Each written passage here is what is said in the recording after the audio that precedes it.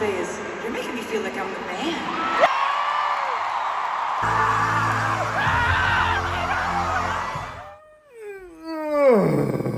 Good morning, everybody. Welcome back. I'm going tonight to the erastour by myself. Also, this is my first ever concert I've ever been to. I've never been to any other concert. So the fact that I'm starting really high at a Taylor Swift concert. Also, I really feel like she's gonna announce some big ass news because today is her last concert in the US for the erastour. I'm gonna leave pretty soon, I'm not gonna lie, because I don't want to be stuck in traffic. So I'm probably gonna leave at 3 o'clock. And the earlier you go, the better. Because technically, Taylor comes up on stage around 8 o'clock, and the other acts come around 6:30. And I love Gail. I love ABCDEFU. I love that song. So I'm really gonna try to show up just for that song because I really love her as an artist. She's really good. Knowing it's gonna take 45 minutes to get 9 miles to sofistadium, that's when you know she's a big deal. That's when you know they're a big deal. Because, no, that's why. I mean, like, listen, I get why, but, like, why? Okay, guys, I made it to the sofistadium. I'm here, and I'm really excited. I can't believe I'm here. I thought it'd be really hard to find parking, but actually the parking was the easiest part.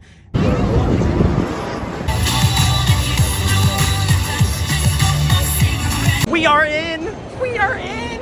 Woo, woo, woo, woo, woo! This long line was just for the merch. Just for the merch, guys. I couldn't believe the line. It was like 2 hours long.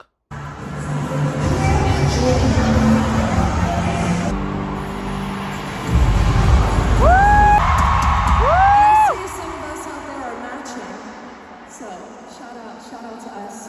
Thank you, Taylor, for inviting me to be here. Thank you to her crew. Absolutely so amazing. My name's Gail. Thank you for your time.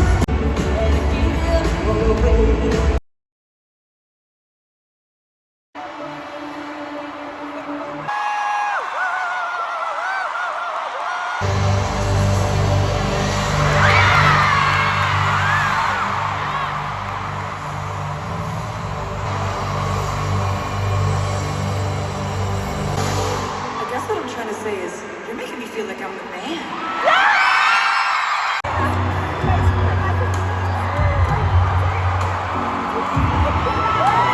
What an absolute honor and a thrill and a delight it is to say these words to you. Los Angeles, California, welcome to the erastour. But if you didn't know this, you have decided to attend this tour on not only the last night of our 6-show run at Sofistadium, you have also decided to attend this concert on the very last show of the American leg of the erastour. Because of this decision you have made to attend this concert, you're gonna have to deal with my emotions. And I don't know if you've heard about this or not, but I have a lot of them. So, here's why. This has been the most extraordinary, fun, wonderful, and I just was hoping there are hundreds of people on this tour.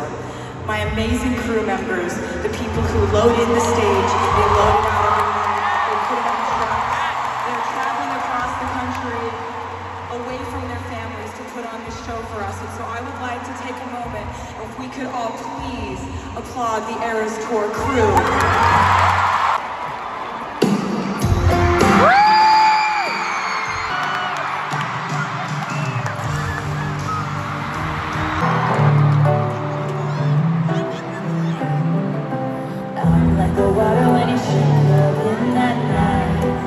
Anyone here tonight who went to like an extensive amount of effort in order to be here with us at the erastour?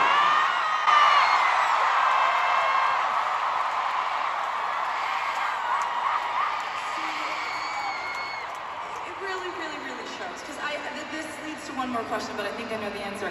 Is there anyone here who put a lot of work, thought, and preparation into lyric memorization and what you were going to wear?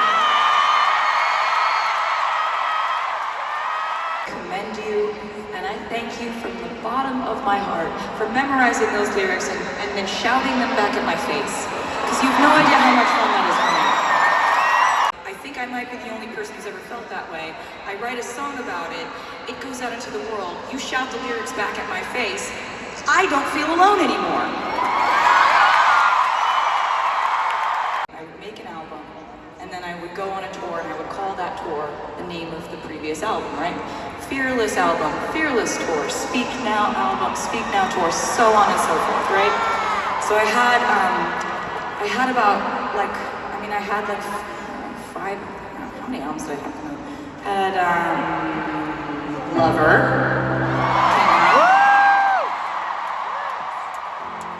Then Folklore. Then I put out Evermore. And last but not least, I put out Midnight. I mean, that's a lot of albums that have come out and you haven't toured on each one of them individually. What are you gonna do? Like, what are you gonna do? Like, do a tour where you just play like all the music and it's just like 3.5 hours long or something? Like,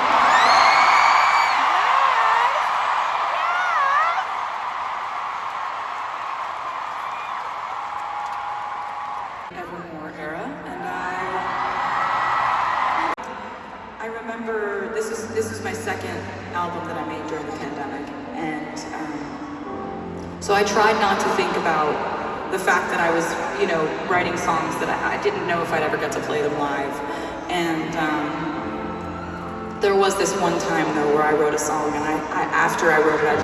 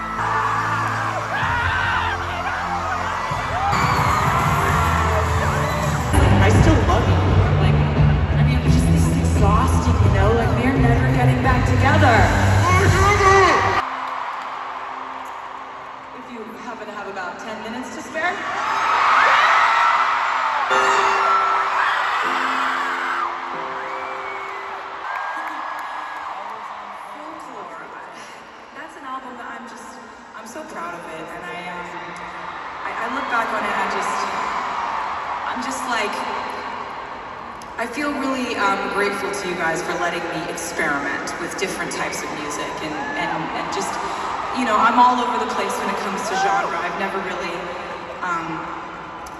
subscribed to the belief system that an artist has to exist in one genre, and you guys have always just encouraged that, and that's the only reason I'm able to experiment and play. I started writing folklore about 2 days into the pandemic,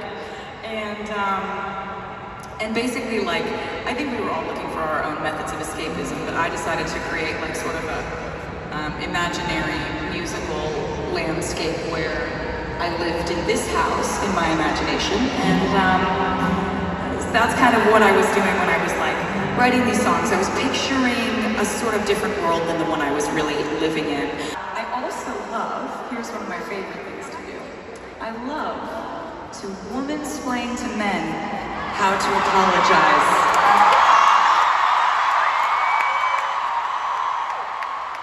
I just love it. It's so much fun. I love to do this in a song. This is all leading up to the fact that this is a song that I wrote from the perspective of a teenage boy named James. Sincere apology and try to win her trust back. And her name is Betty. You really decided that it was your fight too, and that you were 100% behind me, and if I cared about it, you cared about it. I will never stop thanking you for that.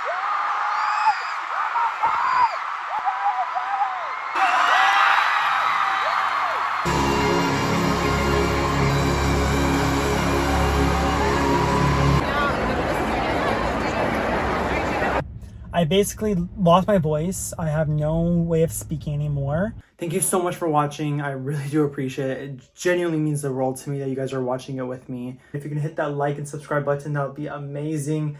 Peace.